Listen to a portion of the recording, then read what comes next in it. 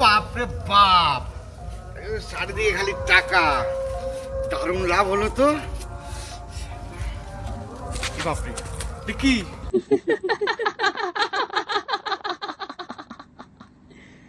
Kenapa tak tidur lagi, ha? ভূত তো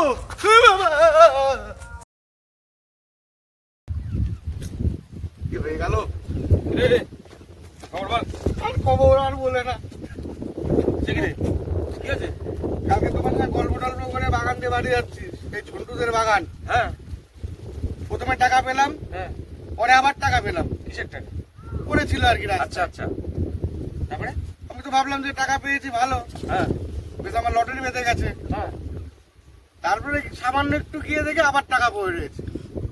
যেই টাকাটা তুললাম, হ্যাঁ। আমার সামনে এক ভয়ঙ্কর মূর্তি। আমি সেই দেখে ভৌতিক একটা ব্যাপার, বিশাল ভৌতিক আর বলো মানে না। এতদিন ধরে যেটা শুনছিলাম সেটা ঠিকঠাকই। তাই তো মনে হচ্ছে এখন আমি যে কি সামান্য আমার ওই দৃশ্য দেখে তারপরে? আমি তো মূর্ছা গেলাম পুরো, মাথা মাথা ঘুরে পড়ে গেলাম।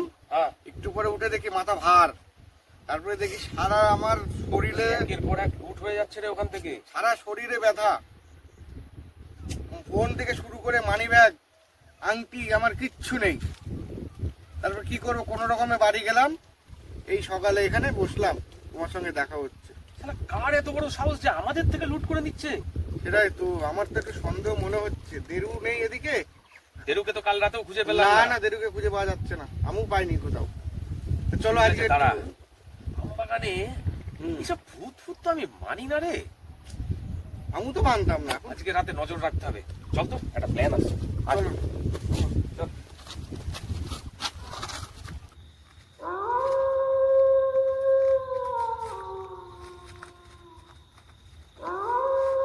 लेकिन एक सेकंड, लेकिन ये साला कर क्या रहा है यहाँ पे? तू समझा? हाँ।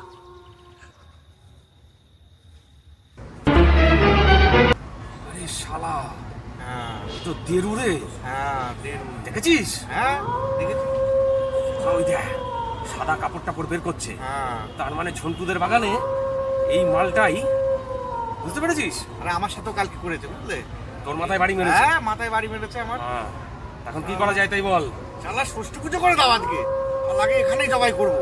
বলছিস? হ্যাঁ, আমাদের সঙ্গে বাটপাড়ি।